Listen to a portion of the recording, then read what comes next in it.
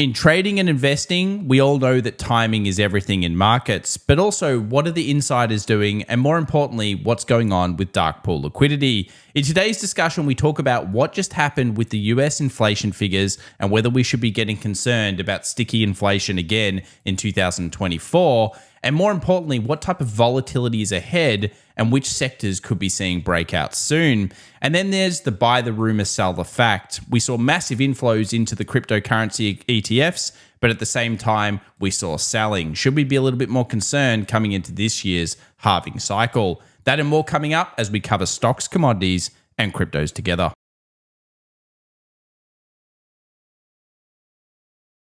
Well, welcome back everyone to the Daily Show. My name's Tom and I'm pretty pumped to do today's session because there's so much to discuss and some amazing key levels to be looking at, including some big macro information coming your way.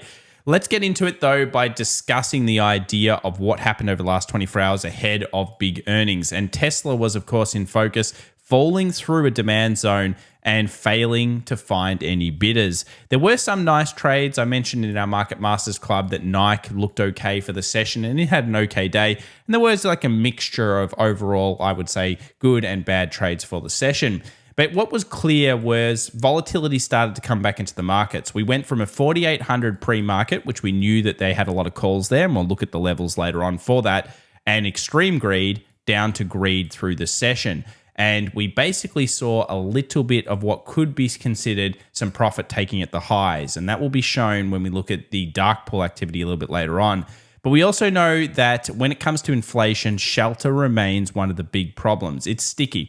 And we talked about this in 2023, and it continues to be a bit of a problem in 24. Now, the Fed would be relatively happy with the report, but I think what's really surprising about the report is the amount of rate cuts expected. And we'll look at that very, very soon.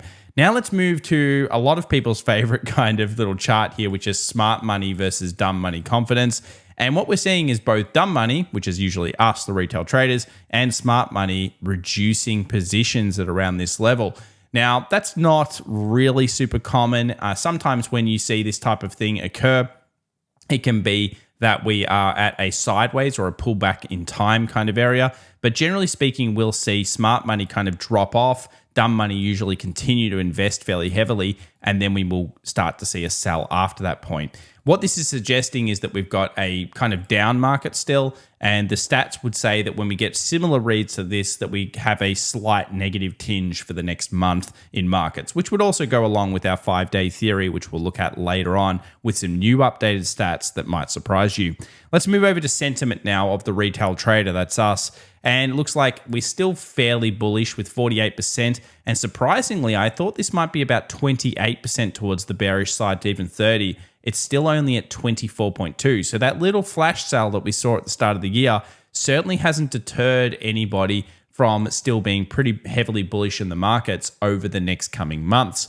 Let's talk some of the problems. I think this is one of the biggest issues with the market right now, and that's going to be the story of shipping costs climbing sharply. This is not new. You may have already seen these charts because they've been coming through over December, but they're starting to rise up again, and this could be a big problem in early 2024. And I think it really should derail a lot of these expectations. Remember, it's like every single month of this year that the Fed's meeting, they expect effectively a rate cut. That's at least according to the CME Fed Watch tool.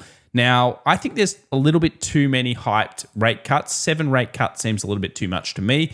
And it's something where I could see that the market has maybe already factored in a little bit too much. We've got to pull back, and we'll look at the technicals for that later on. But what do you think in the comments down below? Let's see what the community thinks, and we'll put a poll out so we can get the numbers on what your perceptions are. Let's talk about everything to do with options now. So we talked about 4,800 being a very critical level this week where markets would find a struggling point. They actually tapped this exact zone and they sold off from there. Now we can also see that 47.56 around that level seems to be a little bit of buying pressure, and actually the day traders kind of held between those two zones. Realistically, 4,700 is also very important at 47.20, so that's going to be where we see a lot of buyers come back in. And we'll talk about the technical zones, but 4,800 one to keep in the charts and a good level to be watching for breakouts and momentum plays, because the next level is probably going to be either 4850, 4900, and you've got a nice 50-point kind of buffer there if we're able to break through, if momentum does keep going. Now, China, this is a market that everybody hated for pretty much the last couple of years, and every year you hear a new year and it's the year that these markets are going to come back. Well, we've just had a massive buy across calls, and we've also seen some positive reactions to the markets in terms of just the last day or so of trade. So here is just a chart showing you the amount of buy calls that have suddenly been opened out of nowhere, and possibly there could be some interesting price action ahead. And we'll watch it on this channel if we do see some catalysts start to play through. Let's also talk about another catalyst. This was the Goldman Sachs chart we shared in the previous videos, which shows us that according to some of their metrics, the overall outcomes for oil was either sideways, which is not that bad, or in some scenarios, relatively bullish.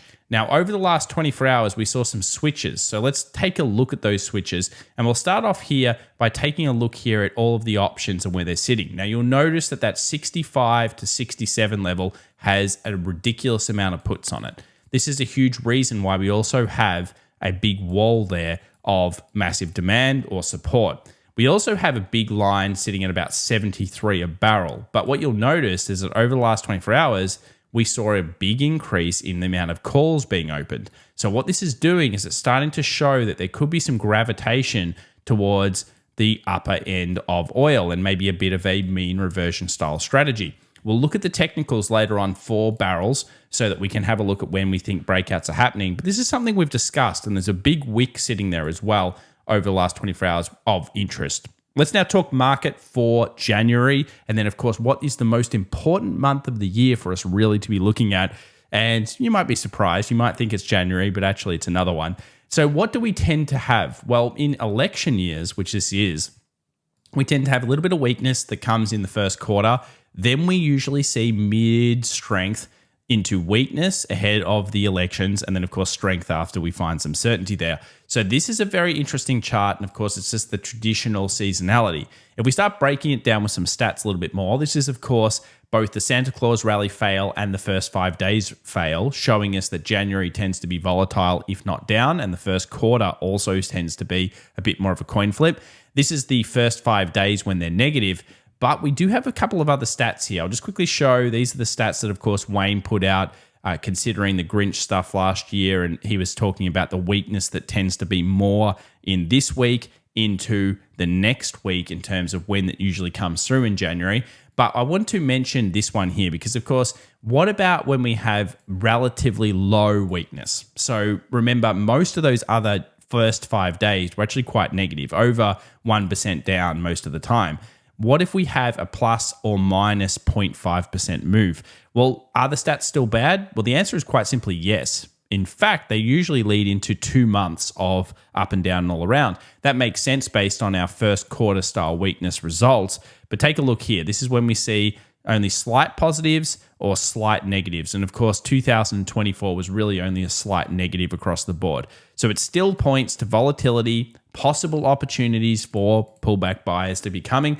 And I think what it's showing you is that maybe you don't have to have an extreme amount of FOMO. Because remember, it doesn't mean that you have to go and sell the market and you think, oh, markets are coming down. But what it can help you with is that abundance mindset we talk about on the channel. If you like that type of stuff, remember to subscribe. We really want to be breaking down markets so that you always feel like there's opportunities, because there are, and that you never feel FOMO, nor do you want to be really feeling extreme fear in markets. It's about trying to have that good temperament in the middle.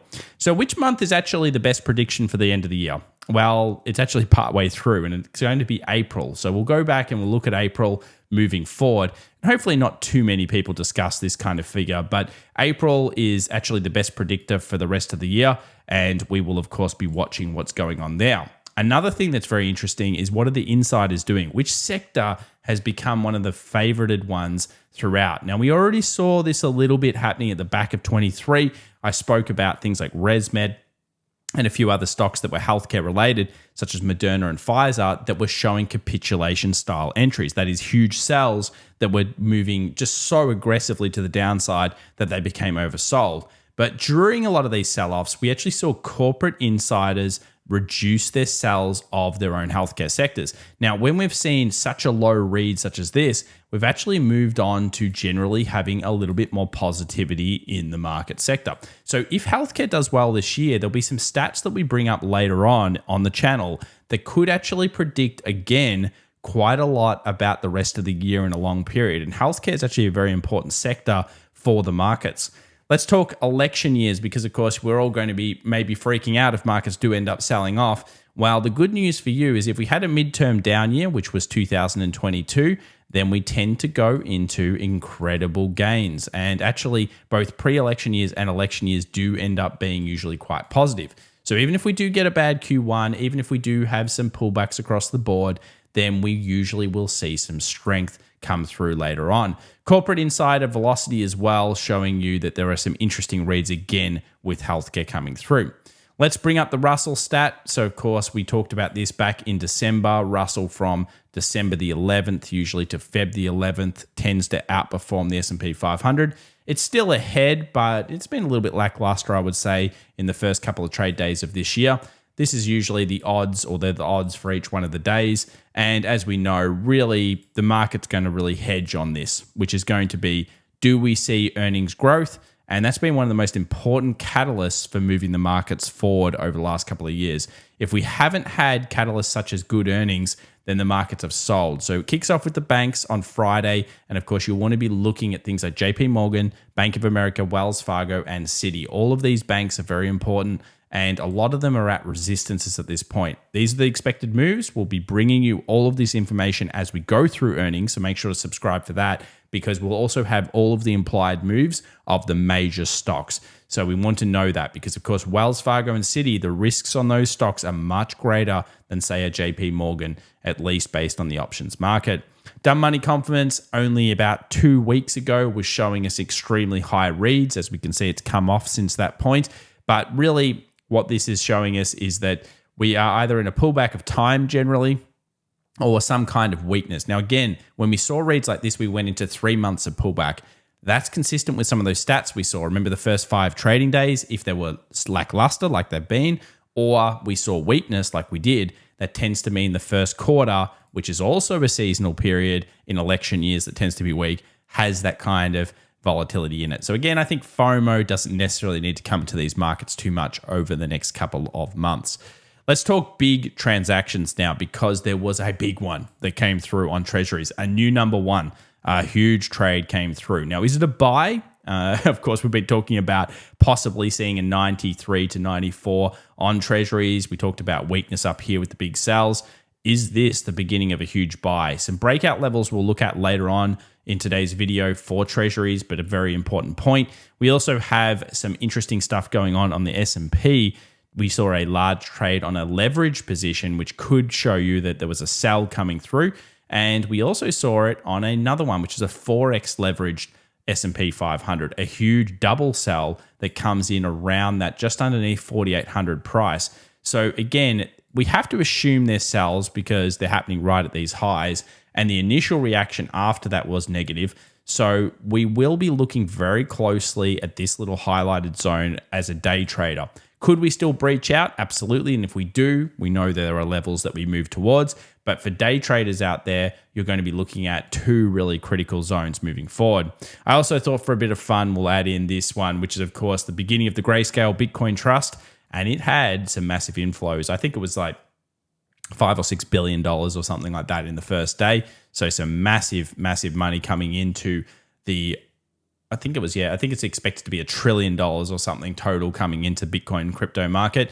But do remember, we talked about this idea of buying the rumor and selling the fact. Yes, there are a lot of transactions, but certainly based on some of the wicks we've been seeing, somebody did start to put pressure back on Bitcoin. We'll go through that very, very soon. Let's now move over to options. So remember the day before, we actually saw big calls come back into energy. We've seen those continue on. They're not here, but of course, remember, if we go back one day in the videos that we've made, we had those big energy calls. Interesting to see if they end up playing out with a breakout. Some other things going on here is we had a lot of transactions going through, of course, all the things that were hype. Mara. We also had some other crypto funds getting huge amounts of calls. Guess what, though? They got absolutely destroyed. And it was down 12.6 and 16.4 as we suspected by the rumor, sell the fact in play here, and 45 million into CPI. So a big options day, 56% calls, so back onto that huge call side versus puts. And again, allowing the markets to possibly have a little bit of weakness in them because the overall calls were much higher than the puts for the session. Here are the interesting ones though, but let's move into the charts. First up, some support from the central banks around the world. Yes, it looked like they were still pumping a little bit in terms of central bank liquidity. So we saw that both on the Fed and overall on the world central banks. So that's a bit supportive for the bulls. We then had the percentage of stocks above the 20 moving average really falling down. So this actually got into 37. So it's not quite in that 25 read, which is usually where I start to look for technical, more swing trade setups.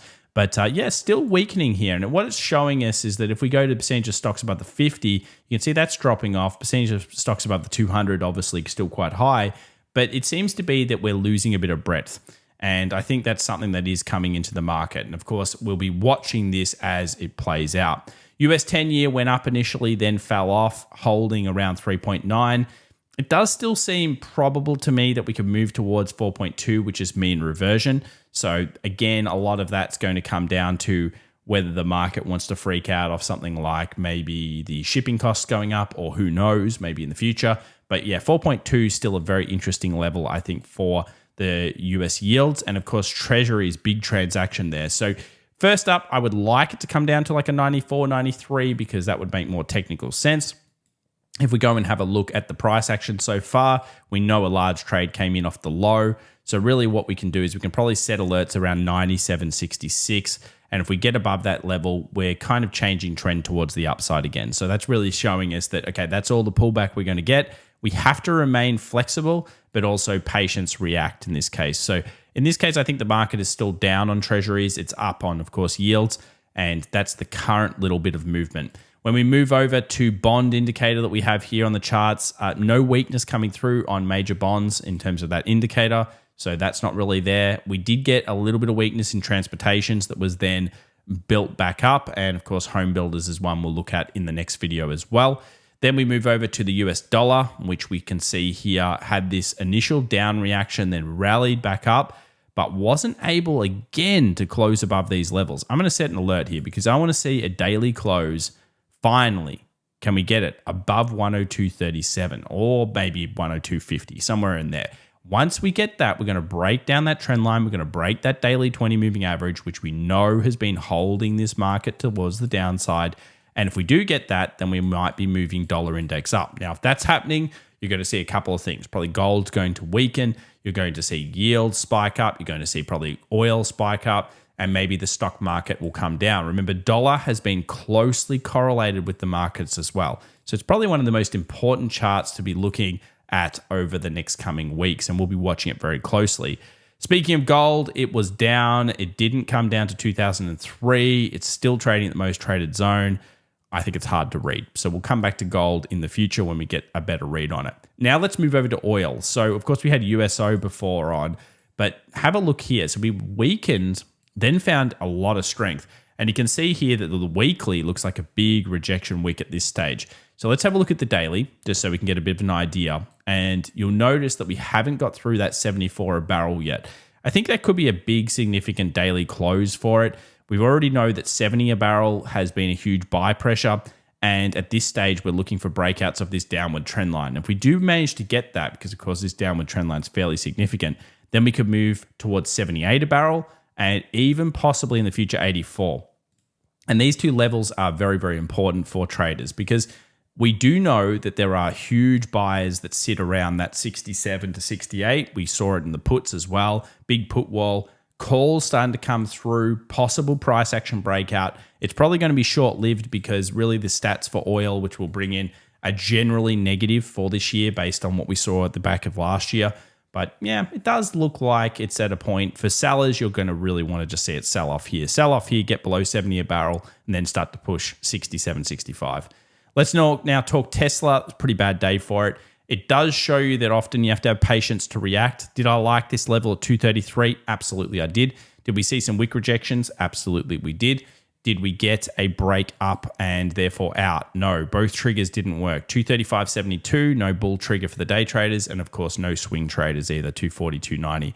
Still watching it. If we do end up getting kind of a bit of consolidation here and then you get a gap up and therefore you have an island reversal sitting around this level, that could be a bullish catalyst for Tesla traders, but it's a pretty bad closure. Let's be real. It's not exactly what you want to be seeing. It does expose things like 210 on the charts, which is a good level for it, and sitting around that daily 200 moving average, this green line here. And yeah, it's generally quite negative actually for this stock.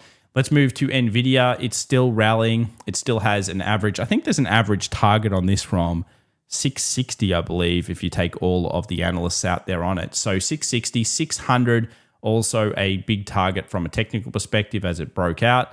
Will it get there? Certainly possible. It's obviously got a lot of momentum behind it.